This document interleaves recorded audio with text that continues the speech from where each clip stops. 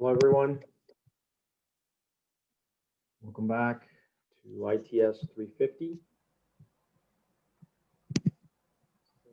Today, we are going to,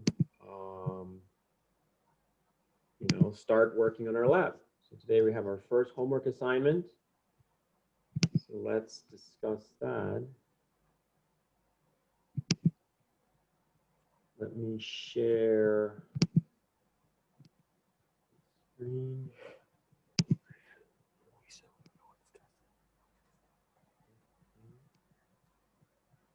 Right, so you should be looking at the bright space, right? And on here you can see, let's go to table of contents. Okay. So I have here the 4 modules, right? We have secret key encryption, hash functions, public key cryptography, and RSA. Today we will be working on this one, secret key encryption. So I'll be discussing everything in here and the lab. Also, just if you haven't seen it already, if you go to the course website, are you guys seeing the course website? Yeah. Yeah. This is where I've been posting the videos. You can see them in the calendar.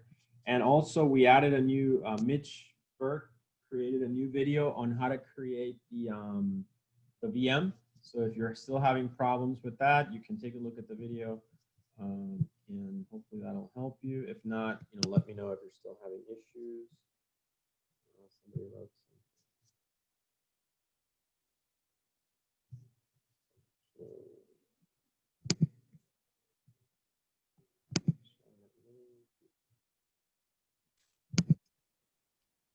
All right, so hopefully take a look at that video. If you have any questions, please. All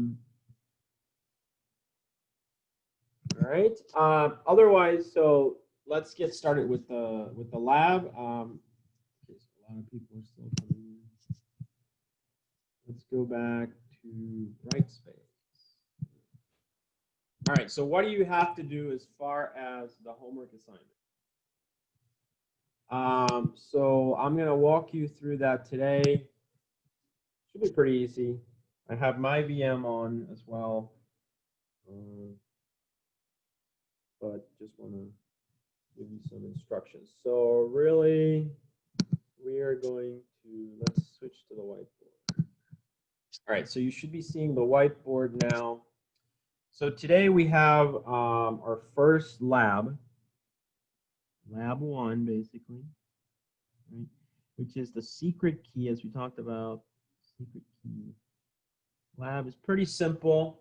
You're just going to be doing some symmetric key encryptions, with the block ciphers. So we talked about these last week, right? And you're going to be trying out,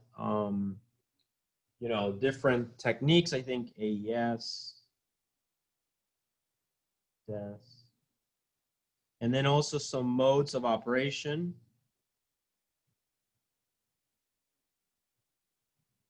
Also known as the chaining techniques. And you're going to try, what if I do block cipher with ECB, CDC, more people, and so on. Right? So that's going to be, so I've given the intuition of this already last week, what's the difference between breaking a message into blocks that are independent versus breaking a message into blocks where each one is dependent on the previous one. And so that means that necessitates that you need to have what is called an initialization vector, okay? So that's what we're gonna explore today. So what do I expect you guys to do? Most of this will be done on your virtual machine. So you definitely need CVM today. We're not gonna be doing any scripting today and any coding. I don't believe. I need to check the document actually. But I think I asked you to do that next week. And, but today really just the basic commands in our Linux operating system. So I'll just kind of do a quick and dirty Linux intro, a couple of minutes. And so, You'll be using the CVM to solve a set of problems. I will create a link on Brightspace. Okay, and you just have to submit. Really, all you need to submit is one document, one file, either a Word document or PDF. And this PDF should have, like the problems. I'm sorry. Like the problems, it should have either your code or commands, and it should have screenshots. Please label everything clearly, number the questions so I know what I'm looking at. You can copy paste the text from the PDF and just put them in your Word document, and then you're going to submit. You're going to submit on Brightspace. Okay, you'll have 1 week, so the homework assignment will be due 1 week from today. So it's going to be due on Thursday, next Thursday by 10 p.m. At that time, Central, or I think it's Eastern actually, and at that time, the Dropbox will it'll mark it as late. I usually leave it open a couple of days more, and then it'll close. Okay, but your goal should be to submit on Thursday. Okay, if you have any questions about the homework, you can ask today, or you'll have another opportunity next Thursday when we meet in lab. Did you say Central or Eastern time? That's a good question. I believe, so the way, I don't know how Brightspace works, but I know that Blackboard for the longest time, it was on Eastern time. So that meant that it would mark, I would set 10, for instance, but really it would close at 9. So I know Brightspace runs on Purdue West Lafayette time. So. But you could also change your time zone in Brightspace. Correct me if I'm wrong. Yeah, you're right. That now? Yeah. If you go into your account settings, I think it's the little gear or it's your name, account settings. You can scroll down and there's a clock. All right, if that's the case, then hopefully that's more convenient. So I'll definitely. In any case, it wouldn't matter because I leave it open a couple of days. That's usually why, honestly, I started doing that, leaving it open. You don't lose any points, but just be aware, definitely by 2 days after that Thursday, it will close. And so that gives you like a soft deadline and a hard deadline. Try to make the soft deadline. All right, so yeah, so I will definitely take that into account as I look at Brightspace for that.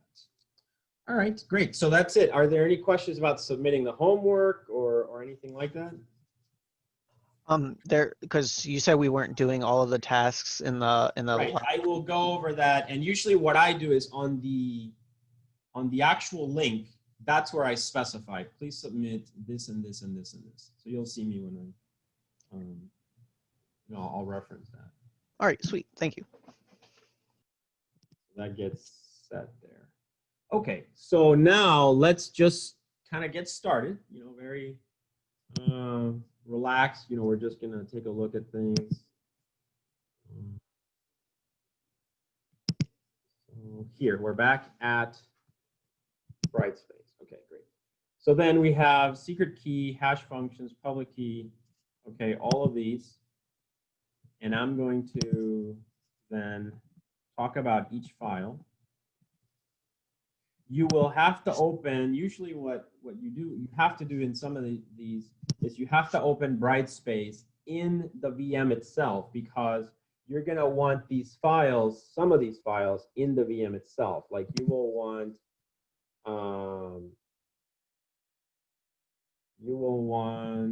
the pick original ghex. I think before you download it, just double check. I believe the CVM already has it, but definitely pick original you will need. And then that's about it, I think. The other ones you can open just on your regular machine. Okay, so I'm going to download these. We've gone over the PowerPoint, so just download this one.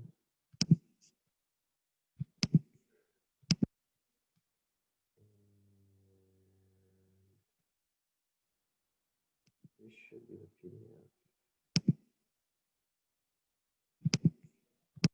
I will download the pick original.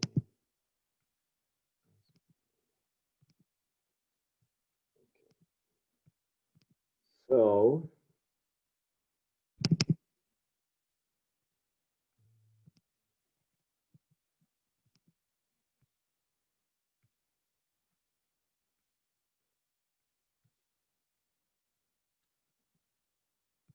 open it with earphone view. Why not? Okay, so I open the image, and then I'm going to open up the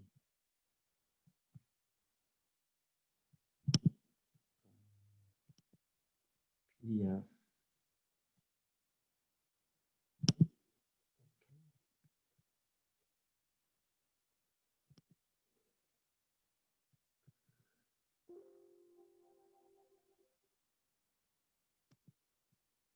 Are you guys seeing my the PDF or no?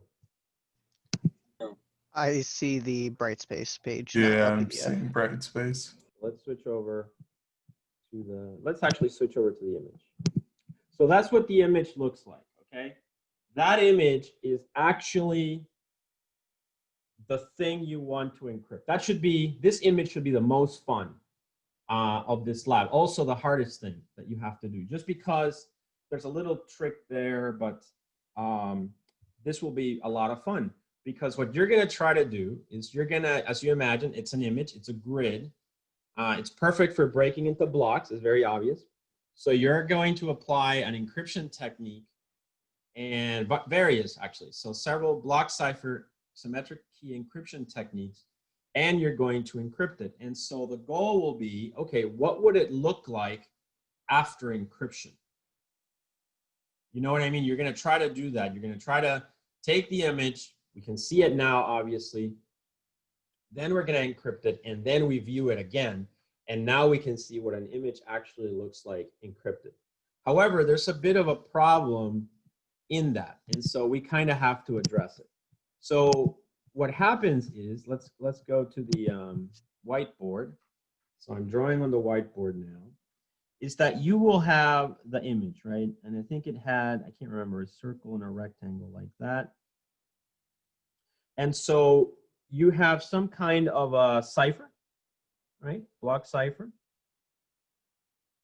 And you're going to basically encrypt it, and that's going to give you, you know, let's say, I don't know, I'm just going to call it cipher image.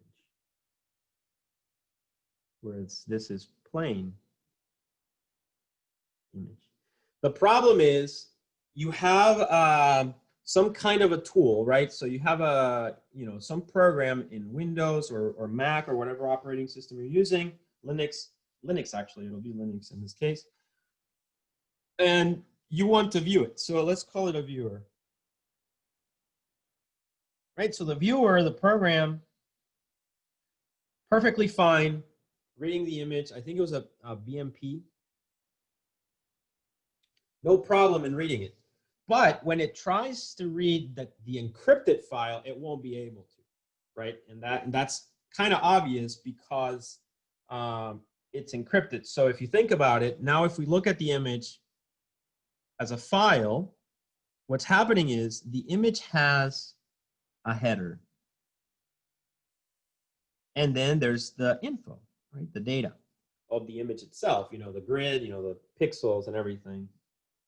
It's in color too, I believe. So when you encrypt this, you basically, you can imagine it's a block cipher. You kind of create the entire image again, but this time it's all, you know, corrupted, right? Gibberish, because it's all encrypted. The way these viewers work for this type of file is that the viewer first reads the header, right? And it takes that information, makes some decisions based on the header, and then it starts reading the information. Well, the problem here with the encrypted image is that the image will try to read, or sorry, the viewer will try to read the header, but the header is encrypted, right? And then, you know, it can't do anything. So what we have to do to solve this problem is that after we encrypt the image, we're going to have to go in and replace the encrypted header with the real header. So we have to copy the real header in here, put the header, and then that way, now that we have the header in there, the viewer will be able to read the header, come back, and now read the data. And so now it'll be like we're comparing apples to apples. It'll be able to compare the image original grid, let's say 28 by 28, right, with the encrypted 28 by 28, except that in the cells now, we don't, or the pixels, we no longer have the data itself. We have now the encrypted version of it. And so what's really great about this exercise is that because we're performing block ciphers, right, we're basically grabbing the image, you know, let's say the image is like that, and we're taking it into blocks. And so we are able to look and then piecing it together exactly in the same order as the original, we can actually see what each pixel corresponds encrypted, okay? And what's so great about this is that because we're using block ciphers, we're gonna explore that idea of if a block cipher is dependent or independent on previous blocks, is that a good or a bad cipher? Does it retain a pattern? So just to give you an idea, for, you know, if this was letters and the letter S appears here and here, and they're always independent, well, it might turn out that in the image, the encryption is always the same pattern as well. Do you guys see that? Do you see that? The S here translates always to the same pattern. And so that's what we're gonna explore and try to use that to better understand modes of operation. Does that make sense? Are there any questions about this? What you have to do there? I don't think so. Okay, great. You will use ghex for this. So the way it's going to work is because it's encrypted, right? You know, this one is now not readable by any program really, except ghex. So ghex will read it. It'll open up like a little thing, and you will see the hexadecimal values. So what you have to do is, with ghex, you have to open the original image and the encrypted image. So this is original.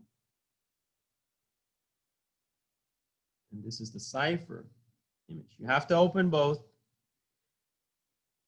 Copy, you know, usually what I do is I just write them down. I take a sheet of paper and I just type them down. Some people copy and paste, but you got to figure out how to use ghex for that. It's not that much information. In the PDF document, it says, I think it's the first 28 bytes or something. You'll have to read the document. But you copy these, you can do it by hand, and then just start at the beginning, type them up, just the header, and then everything will work on your picture viewer, and then you'll be able to solve the lab because you'll be able to see the image original and also the cipher. And that should be pretty eye-opening, actually, I think. You'll enjoy, you know, seeing that effect because it's really interesting. All right, so that's pretty much the hardest thing I've explained. So let's now go back to the PDF. I'll read through it. Okay, so this is the secret key lab. So you guys are seeing the PDF now, correct? Yeah. All right. So the learning objective of this lab is for students to get familiar with the concepts in the secret key encryption. Secret key encryption. After finishing the lab, students should be able to gain a first-hand experience on encryption algorithms, encryption modes, padding, we're going to work with that a little bit, and the initialization or the initial vector that I've explained a couple of times already. Moreover, students will be able to use tools and write or use programs to encrypt and decrypt. So I'm going to skip the coding part. I don't really want, you don't need to code in C++ for this lab. We will do a few other labs where we write the code in Python. That should be a little bit easier, but we'll take a look at that later. Right now, I'm just doing the very basics of this lab. If you're using the CVM, you do not need to install OpenSSL. It's already installed, so you can skip that. It's already there. Installing ghex, as I said, I provided the link, but I believe that this is already available in CGBooth. Okay. Tasks. Which tasks do you have to do? You have to do 3.1, which is task 1. And this one is very simple. You're just going to create text files, write some text in them, and then you're going to do encryption using different ciphers and modes. Okay. In this task, we will play basically with various encryption algorithms and modes. You can use the following, and the command is provided here: OpenSSL encode command, and to encrypt and decrypt a file. All right. You can also check the man pages, man encode on the terminal to get more information on things. But here's basically the layout. Okay. So this little percentage implies that you are on the command prompt of Linux on the terminal. The command OpenSSL just means that we're going to use OpenSSL. OpenSSL it's basically the program you want to use in Linux that that's been written really well, that we can trust, at least for some things related to encryption. So it's pretty reliable, powerful, efficient encryption and decryption tool.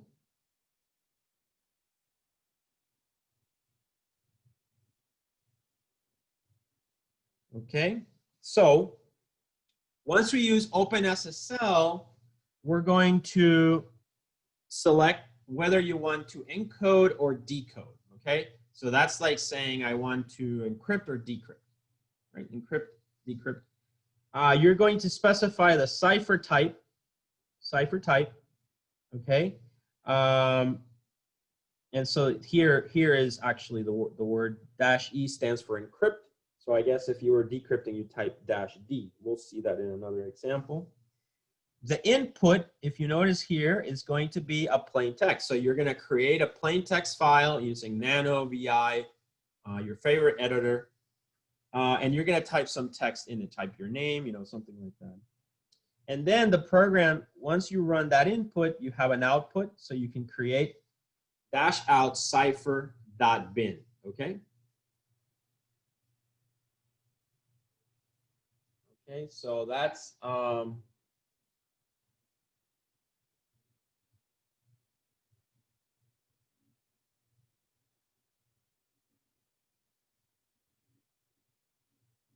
okay, so that's now here. I will show an example of this. So here, this symbol,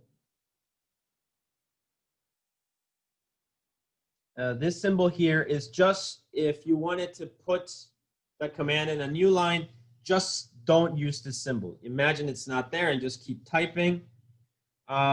This is the key, okay, the key that you're going to use, your secret key. So you can see, try any sequence of numbers there. Again, ignore this. All right, and then this is the initialization vector, okay? And notice that's just, we've talked about it already, right? So that's another parameter there. You will have to replace the cipher type.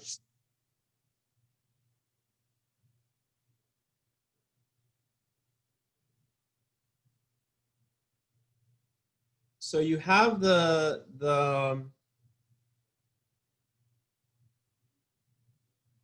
please replace the cipher type, so that this part here, with a specific cipher type, such as, and you can see here, AES, CBC. So you can see here, this is combining one of the block ciphers. So don't worry right now if you don't understand what AES is. We'll talk about it later on, but it's just one type of block cipher algorithm. Here are the modes, so CBC, CFB, and so on. So you can try them out. All right, so just play around with those parameters. Try as much as you can. So in this task, you should try at least 3 different ciphers and 3 different modes. You can find the meaning of the command line options and all supported cipher types by typing this command. And here is an additional set of description for the parameters: so input file, output file, encrypt, decrypt, key, and so on. Okay, so that's the first problem. So really the first problem is just to encrypt the text file, you know, using these commands, and play with that a little bit. The second problem that I want you to work on is the one that I described before, right? Task 2, encryption mode, ECB and CBC. The pick original BMP, okay, that's the image that we described, contains a simple picture. We would like to encrypt this picture so people without the encryption keys cannot know what is in the picture, right? That's the idea. So you're going to encrypt it using ECB, which is the electronic code book that we discussed, CBC, and then you will do the following, which is what I described. You'll treat the picture, the encrypted picture, as a picture and use the picture viewing software to display it. However, the BMP file, the first 54 bytes, there it is. The header is 54 bytes. So the first 54 bytes contain the header information about the picture. You're going to have to copy that from the original, as I had said. And so all of this is what I said. You can use ghex to do that. And then you're just going to display the encrypted picture using the image software. Okay, and then obviously, as the question implies here, can you derive any useful information about the original picture from the encrypted picture? Please explain your observations. So you'll have to, and it'll become obvious when you do it right. It should be eye-opening and very, very interesting result. Are there any questions so far? I don't think so. Yeah, I'm just going over the lab, making sure everything is clear. So you have to do those 2 for sure, right? Then you have to do this one. Task 3, 3.3, encryption mode.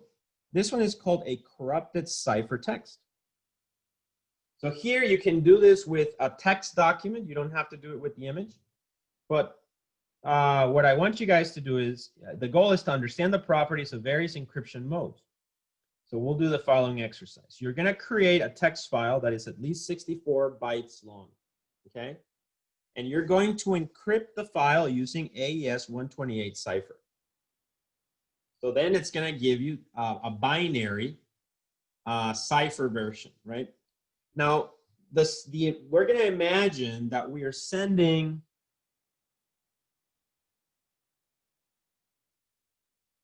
right. So as I said before, when I create the homework assignment link on Brightspace, I will say there, please complete this, this, and this. All right. So what was I saying? So we're going to encrypt the file, and we're going to assume that the file was being sent over the network, you know, some network or something, and as it was being sent, 1 byte of it got corrupted, right? So unfortunately, a bit. So a single bit of the 30th byte in the encrypted file got corrupted. So you just have to go so using ghex, you will do this, right? You can achieve this goal with ghex. The idea being, you're going to open the encrypted file, count the number of bytes in there, find the 30th byte, and then whatever you see in there, you can type whatever you want. Just change one letter to another one. You basically flipped the bit, and so you've added a corruption, okay? Once you've done that,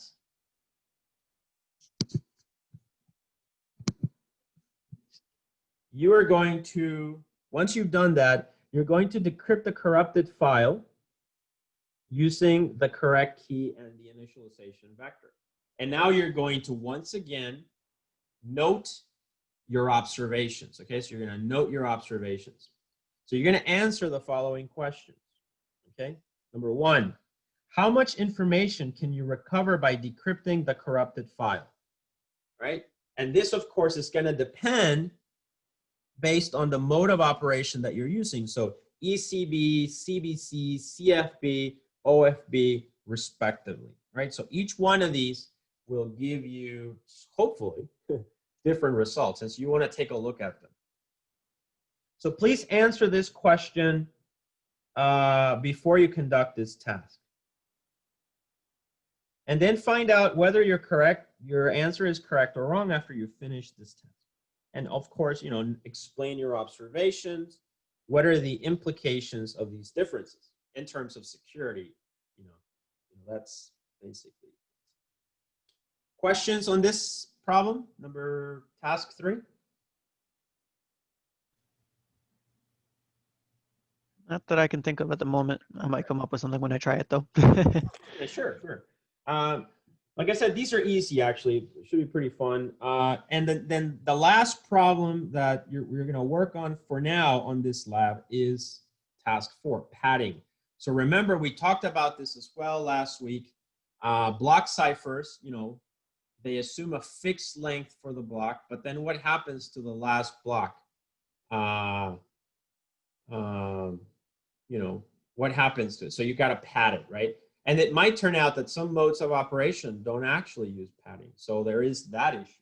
Okay, but again, the whole point, this is an exploration lab. And so what that means is you're just observing the behavior of your algorithms.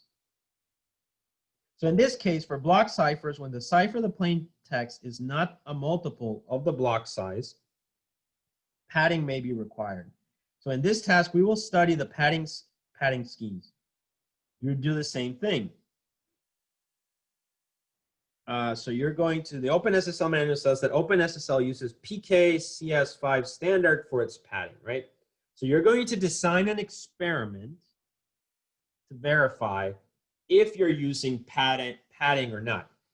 In particular, use your experiment to figure out the paddings in the AES encryption with the length of the plain text is 20 octets and 32 octets. Okay, so you're going to, as long as you need to pick a consistent size, okay, for this. All right, so we're going to perform that task. Then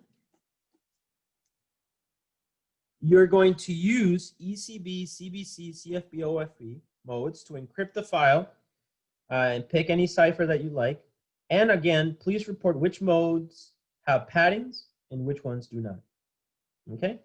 And that's it. So you don't have to explain about the paddings yet. I mean, we'll cover that in the theory of the class, but just perform these tasks. As you can see, they're mainly about looking at, okay, I'm going to try and encrypt with this technique and that technique and that technique. How do they behave differently? Okay?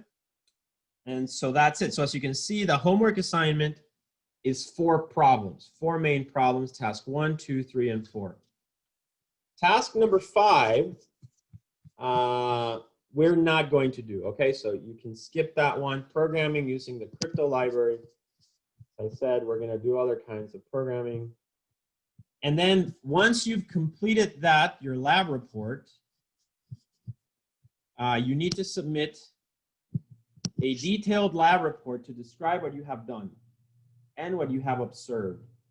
You also need to provide an explanation to the observations that are interesting or surprising to you. And in your report, you need to answer the questions listed in the lab. Okay? So as you can see, you can create a Word document, PDF, submit it, and that's pretty much it. That's the lab. So the first thing we can do now is let's go to the virtual machine. So I'm not gonna solve this for you guys, right? So that, I like you guys to work on your own labs, but I can give you a crash course in Linux. All right, so let's see. I need to share my Linux.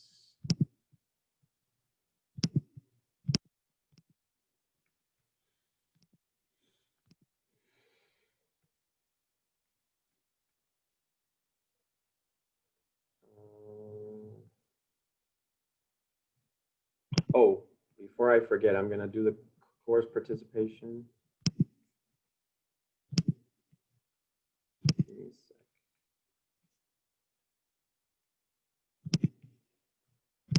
All right, so let me just take a picture of everyone.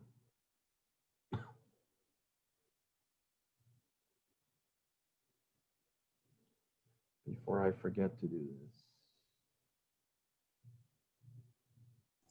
Professor Calix, I've been here. I just switched from phone to laptop.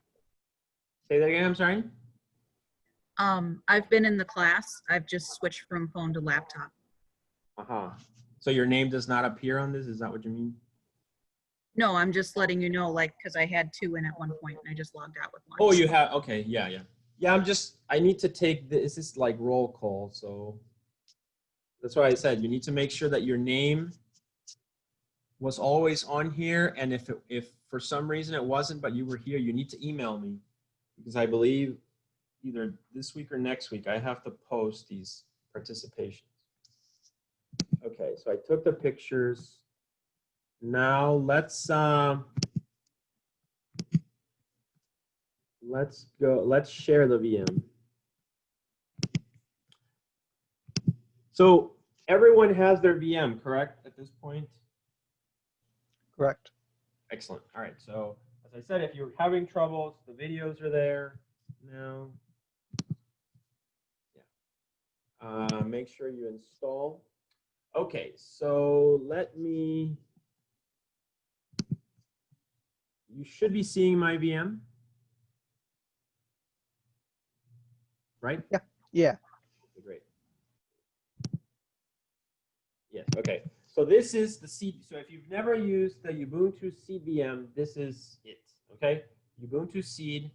The seed labs you'll be using in our program, you'll be seeing this VM quite a bit.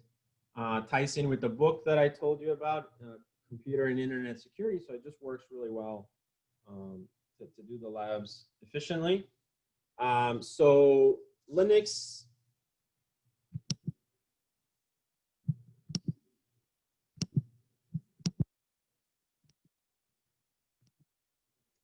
can you guys hear me? Yeah. Yeah. I don't know, this thing crashed on me, so okay, but you're still there. I thought I had lost all of you. Okay, all right, so you're still there, good. Now let's open the terminal. So usually to open the terminal, you can go up here to this icon, search your computer, click on that. If you don't know, click on terminal, right? And you can see the terminal right there. So I'm going to click on it, and now I'm in the Linux terminal. You know, some useful commands, you know, ls, right, to see the contents of the folder. ls-l just shows you a more readable version.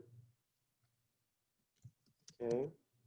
PWD shows you where you are, your path. So usually I like to be on the desktop. So I'm just going to navigate CD desktop, hit enter. Okay. And as you can see, I have, what do I have? I have something called ITS 350, but I want to know what it is, ls-l. And now I can see it is a file because this little thing is a dash. I want to create a folder actually, so I'm going to do mkdir, make directory. I'm going to call it ITS 350 fall 2020. All right. And I do that because that way I'm going to have all of my files in the same place. Okay, as you can see that, I created it there. So I can go back to the terminal. I'm there. And now you guys, I can do clear just to clean up, make it more readable. So I'm going to navigate into that folder, ITS. I can tab to autocomplete. Does it? Clear. Oops, it's not case sensitive. Clear. Or it, sorry, it is case sensitive. And now I'm in here. This folder has nothing in it. So what do I need to do? You will need to open a browser, right? A browser over here. If you have these two arrows, you see one arrow pointing up and one arrow pointing down, it means that your VM is connected to the internet. You need to have internet for a lot of these labs, okay? because you'll need to download files or sometimes even install programs. And so definitely make sure that you have that. So that's the terminal. Then clear. All right. What else? Now if you want to create a file, you can use VI. I actually like using nano, so I'm just going to type nano, and I'm going to say my secret file.txt. I hit enter, it's going to open it, and now just type, your secret. This is a secret. Hit enter. Then to save, you can see down here it says Control X to exit. And when you do that, you also save if you type something. So I'm going to do Control X. You can see it says Save Modified Buffer. I'm going to just hit Y for yes. And then the name is the same, mysecret.txt. So I just hit enter. And there you go. Now if I do ls-l, I can see my file over here. One important thing is it talks about the size in bytes, right? So you're going to look at this field here, the number, all right, to make sure that you have, 20 bytes in there, 32 bytes in there, however many bytes. You're also, when you encrypt something, you want to see, okay, did the image become bigger, smaller? What's going on? You don't have to worry about the access control for this lab. So you can ignore that. The ownership of user and group, also that's not needed. But the date, you don't need the date, I don't think. But you will need the size of the file. That will be important. Do you guys see that? All right. Yes. And if you Yes. want to make, yeah, go ahead. Okay, no questions. So if you want to run OpenSSL, you hit enter, you can see you have it, okay? So SSL is available, so that's great. And then now all you have to do is follow the instructions of the lab. So I think, so let me look at the lab, and then I'll just let you guys start working on it. And, if you have any questions, ask. All right, so let's see. If I want to start,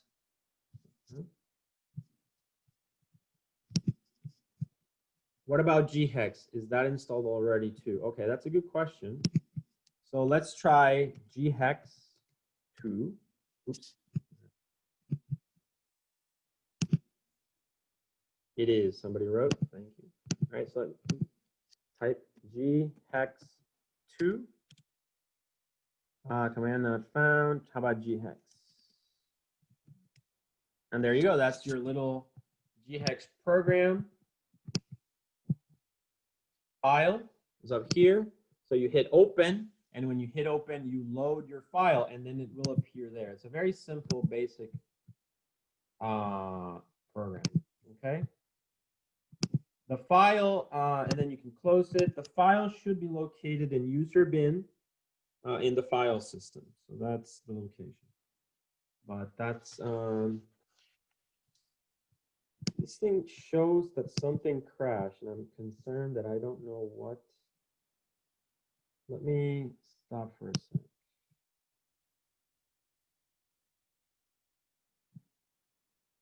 Okay, everything's fine. Now let's go back to the VM. All right, I'm back here. So I talked about ghex. Then let's try,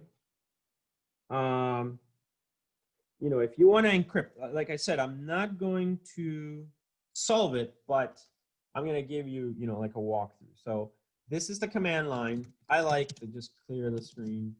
And then I'm going to say open, you just type what it says there, open SSL, and then encode, and then the cipher text, as it says on there, try a different one. So you try like -AES,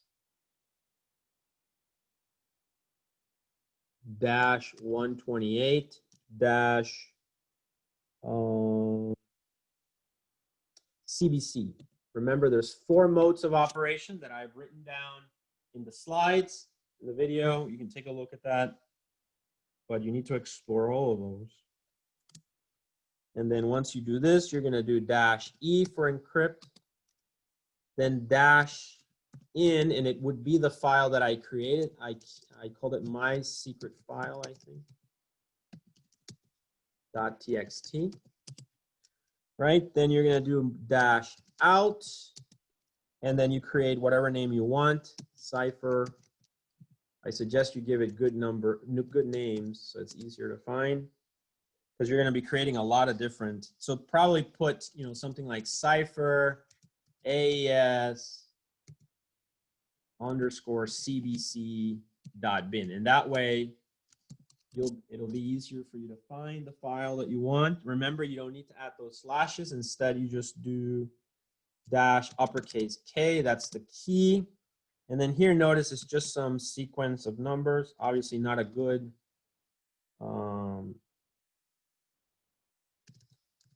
key because it follows a pattern. Keys should be random.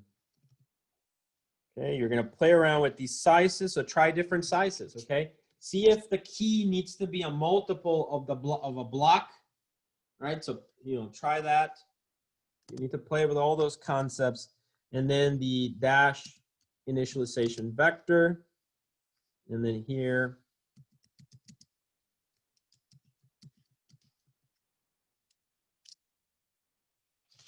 Okay, and that's once you'd have that, you'd hit enter, right? And you're going to encrypt, and it should generate an output. That's basically it. And then all you have to do is change all of these parameters according to the lab. Okay, so that's, as I said, I don't, I'm gonna let you guys solve this, but that should be it. As far as the next one, with the image, let's talk a little bit about that one. So when you open the image, let me switch over to the board.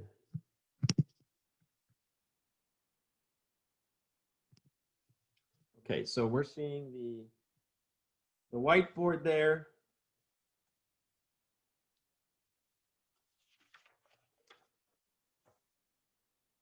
And you're going to click on, ghex. Right, so you open ghex there. And it's going to open the image, and and you're going to see a whole bunch of numbers. So it'll look something, or hexadecimal actually.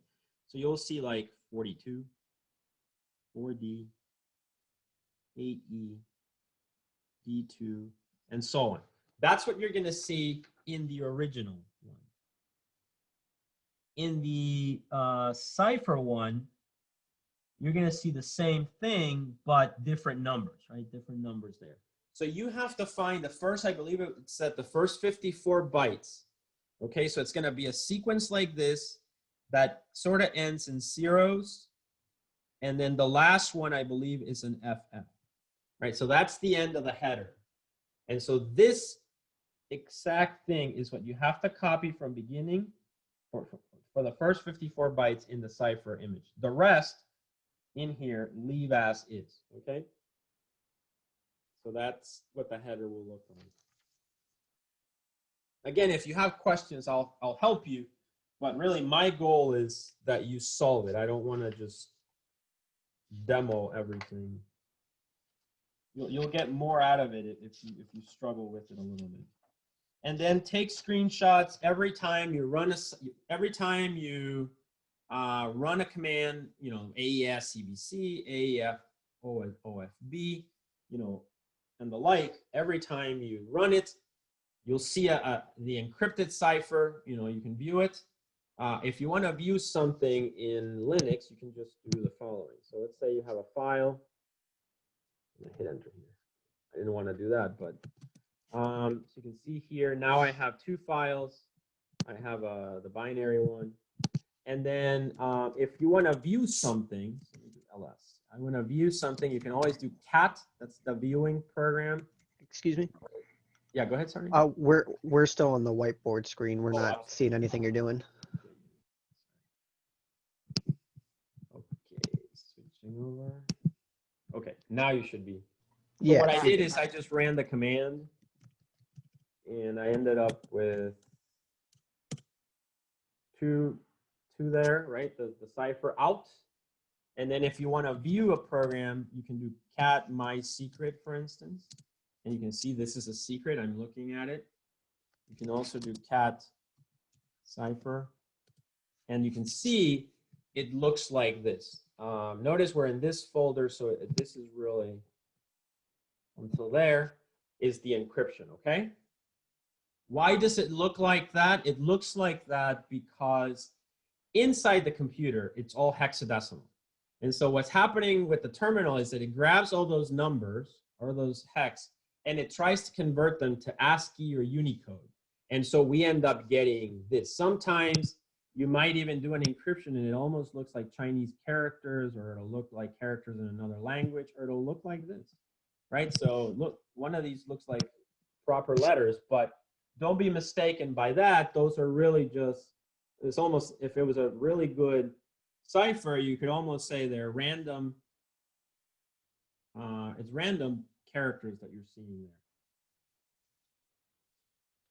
Are there any questions about that? Not No, at the moment. Okay, great. All right.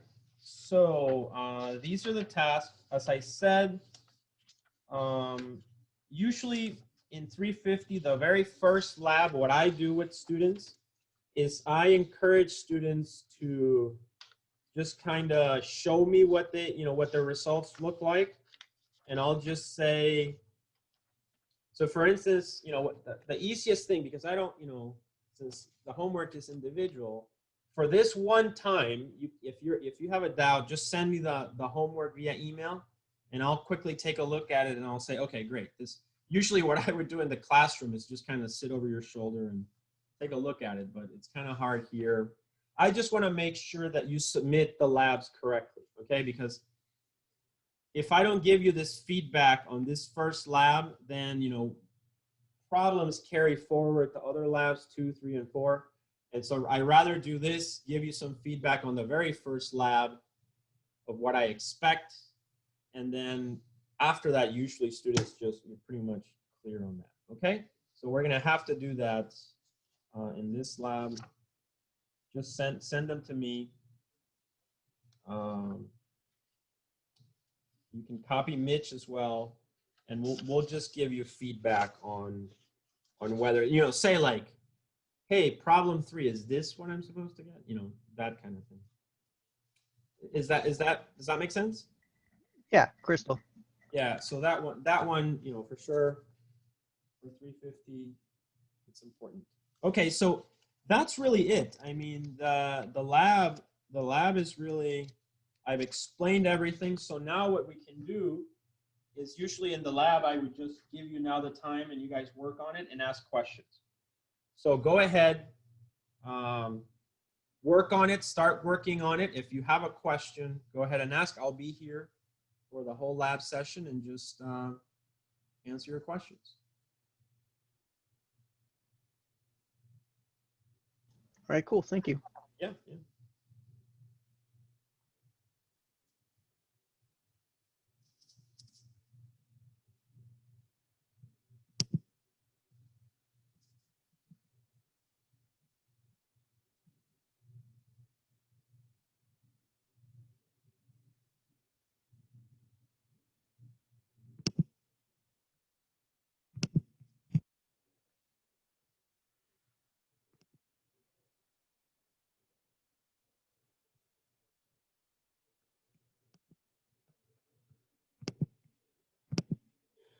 Okay, if you're with the lab, can we schedule time with you?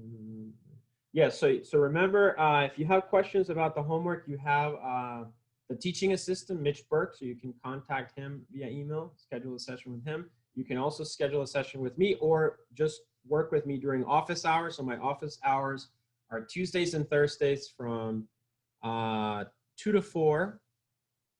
2 to 4? Yeah, 2 to 4. Mondays, 12 to 2, or otherwise we can schedule another time, but definitely at any time, email me, just even a few minutes before, just so that I know that, because what happens is, you know, I have office hours, students just show up and they're waiting for the next class. And so it's kind of confusing to know sometimes if they're there for office hours or just waiting for the next class. So best way is during office hours, I will be looking at my email. So if you send me an email either beforehand or at that time, I will immediately know that you're there. And so I can connect, okay? So definitely, but otherwise just ask questions now as well. Make sense? Yes, sir. Great. Yep. So again, work on this lab. You have to, you know, get, you know, today's slow, start typing these commands. And as you start to get errors, just ask. I think I've enabled share screen for you guys. So if you want to share your screen and show me something that you're doing that you think, what am I doing wrong? You can do that as well.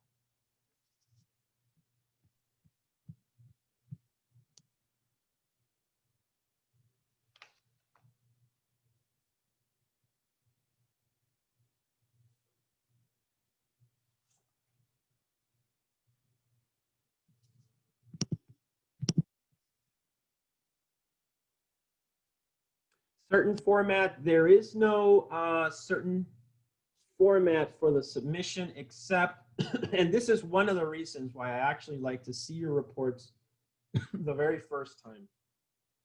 You need to include in there, so for instance, you guys are seeing the PDF, I'm assuming. So if you're seeing the PDF, I'm going to scroll down. Grab at least that, right? Grab that. You can grab the whole thing, but grab. Yeah, we aren't seeing the PDF. We're seeing your VM still.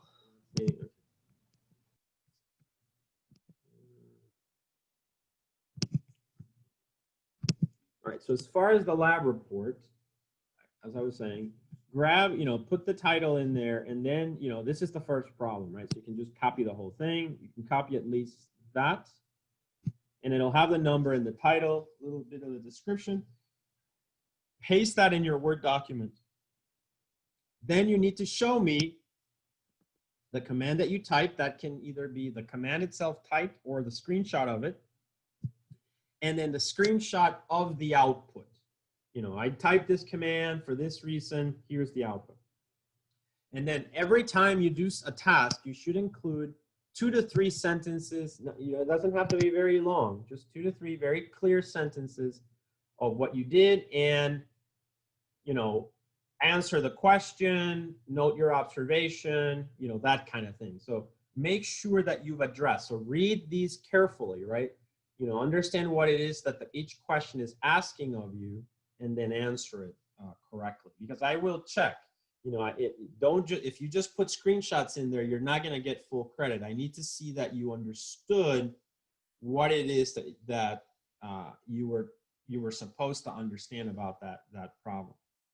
Okay, so definitely make sure you do that.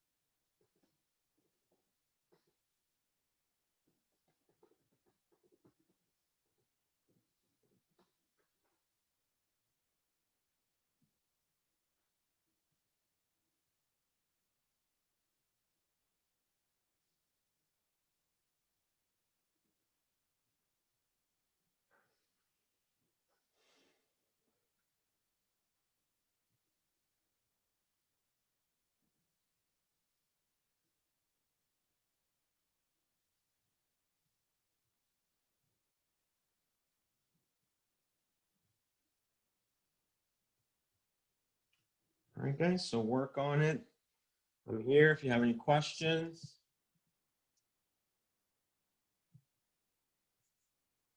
Again, if you want to share your screen, go ahead and share your screen. I've enabled that feature, I believe.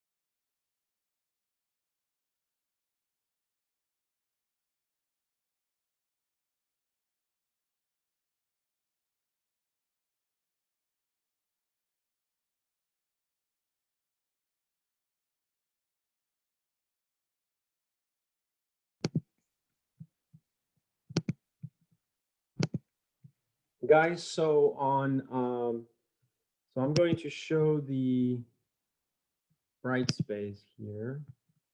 All right, so you should be seeing Brightspace.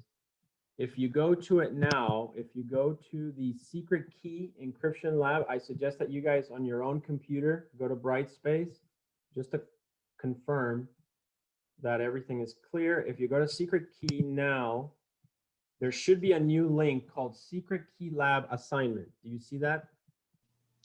Yep. Okay, great. And it says that it's due September 10th.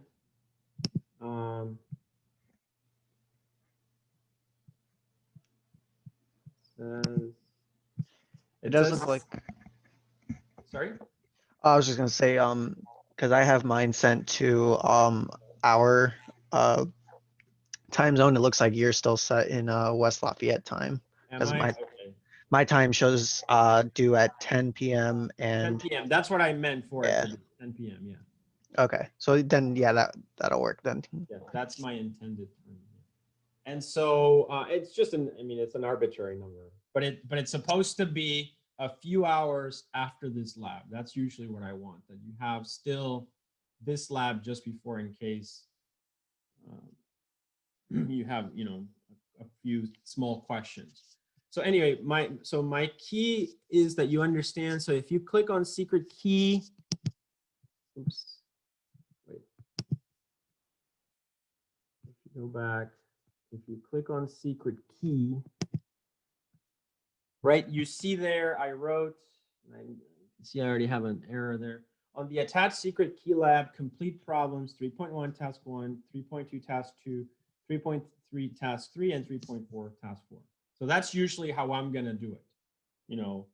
These are the problems that I want you to complete for the homework assignment. Make sense? Yes. Okay, and then you should have some kind of a button or a link that allows you to attach the report, correct? You're seeing that? Let me double check here. Should be something that. Yeah, it's there. Okay, great. Okay, excellent. So that's basically that's it. I mean, that's how homework works. Let me correct that typo I have in there.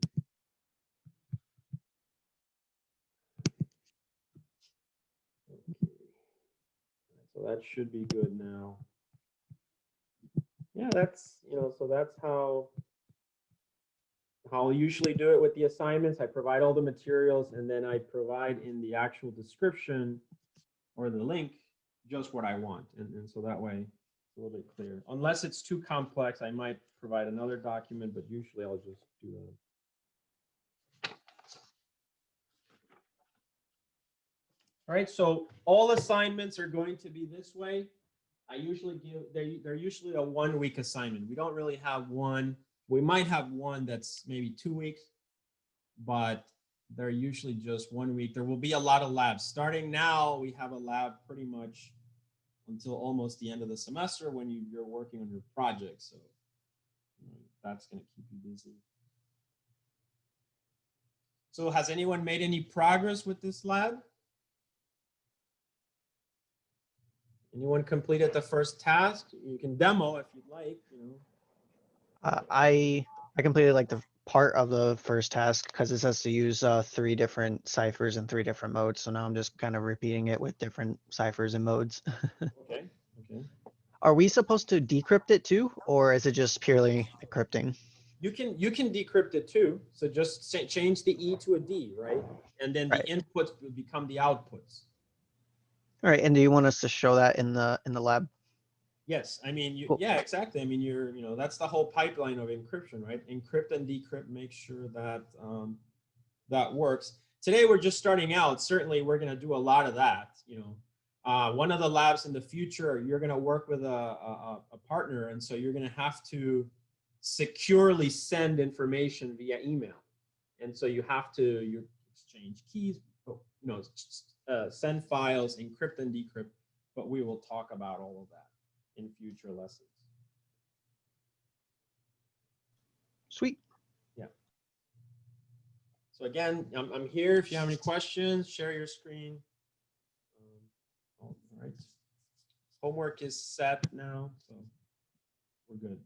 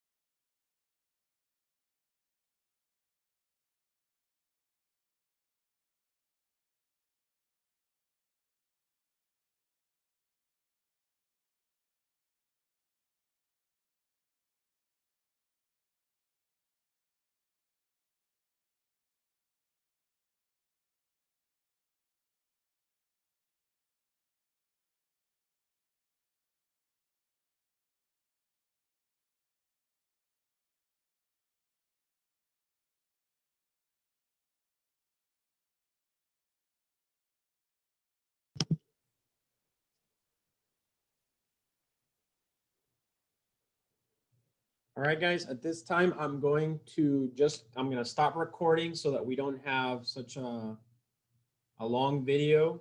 Okay, but I'll be in the room. It's just, I'm not gonna be recording anymore. Okay. All right, sounds good. Thank you.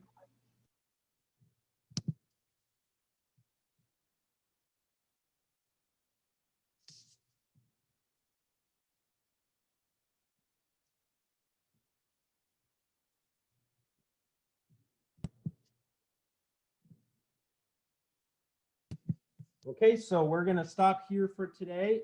Make sure that you work on this lab. If you have any questions, like I said, you might want to show just this one time, not for grading, but just for me to give you some feedback, the lab, so that you're doing everything right. And then this will be due a week from today. Next Tuesday, we're going to continue looking at secret key encryption, just continue that discussion. Next lab will be the integrity lab, hash functions, and I will also give a little bit of Python. So as you guys saw, the seed labs have some Python in them, and so we're going to be covering that in the future. Okay, so with that, I'm going to stop here for today, and I will see you guys Tuesday. Have a good weekend. All right, thanks. Have a good weekend.